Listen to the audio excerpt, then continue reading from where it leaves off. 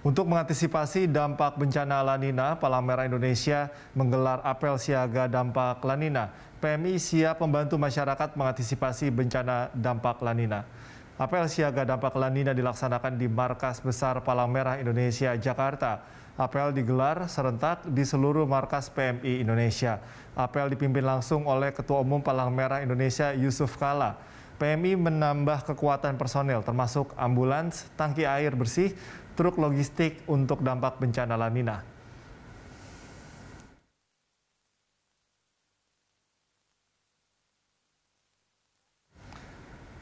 Dan untuk mengetahui informasi terkini terkait waspada dampak bencana La Nina, kita bergabung dengan Reinhard Christian dan juru kamera Sartika Harahap serta pilot drone Muhsin Jalal.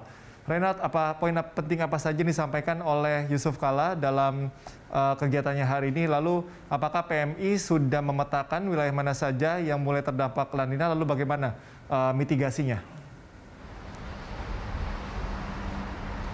Iya, selamat siang Cikal dan juga pemirsa. Hari ini PMI melakukan apel kesiapsiagaan untuk mengantisipasi dampak resiko bencana yang diprediksikan akan datang pada akhir tahun ini hingga nanti Februari 2022 akibat La Nina yang diprediksikan akan datang.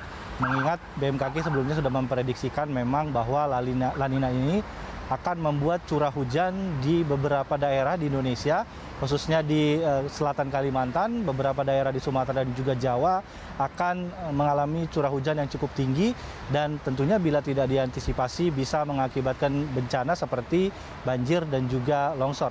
Adapun beberapa poin penting tadi disampaikan oleh Muhammad Yusuf Kala, Ketua PMI Pusat, di mana dia meminta agar seluruh elemen dari PMI, baik yang ada di pusat ataupun yang ada di provinsi dan juga kabupaten kota, untuk terus berkoordinasi dan untuk terus siaga, menyiagakan kekuatannya di akhir tahun ini agar dampak dari bencana tersebut setidaknya bisa diminimalisir bila nanti semua elemen dari PMI dan juga kepentingan terkait di daerah ini sudah siap sedia. Dan berikut keterangan selengkapnya dari Ketua PMI Pusat, Muhammad Yusuf Kala. Sebagai negara yang penuh dengan bencana, Indonesia ini juga selalu setiap tahun mengalami masalah-masalah antara lain banjir, tanah longsor dan sebagainya yang kita sebut akibat iklim La Nina, kebanyakan air, banjir dan sebagainya.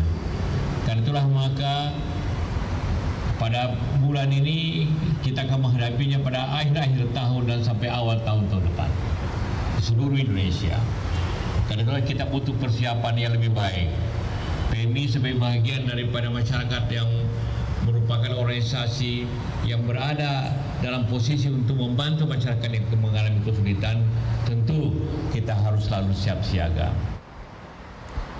Ya, Cikal dan juga pemirsa, tadi Yusuf Kala mengatakan bahwa selain semua elemen, baik itu relawan dan juga petugas PMI dari pusat hingga daerah untuk siap sedia, dia juga menyampaikan pesan agar juga tidak hanya petugas seperti dari PMI ataupun lembaga-lembaga terkait yang harus siap sedia, tapi juga masyarakat juga harus antisipasi dan juga waspada, mengingat daerah-daerah rawan bencana memang tersebar di beberapa titik di Indonesia dan daerah-daerah tersebut juga diprediksikan akan terkena dampak dari La Nina, yaitu curah hujan yang tinggi yang nantinya bisa mengakibatkan hujan yang berkepanjangan di akhir tahun hingga nanti Februari tahun depan.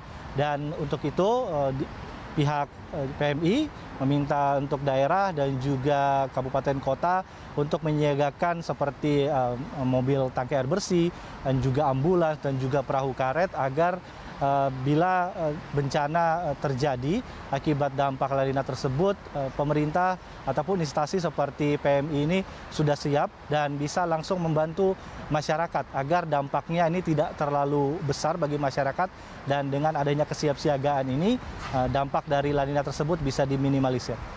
Cikal. Baik, Reinhard, terima kasih atas laporan Anda. Selamat bertugas kembali. Pemirsa, demikian laporan Reinhard Christian dan juru kamera Sartika Harahap serta pilot drone Muhsin Jalal. Pemirsa, mulai 2 November 2022, Berita Satu News Channel dan seluruh TV di Indonesia akan bermigrasi ke siaran TV digital. Saat ini siaran TV berlangsung secara simulcast atau siaran melalui frekuensi analog dan digital. Agar Anda bisa menerima siaran Berita Satu TV, gunakan TV digital atau set-top box untuk menerima siaran TV digital.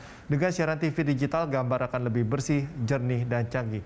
News on the Spot akan kembali usai jeda, tetaplah bersama kami.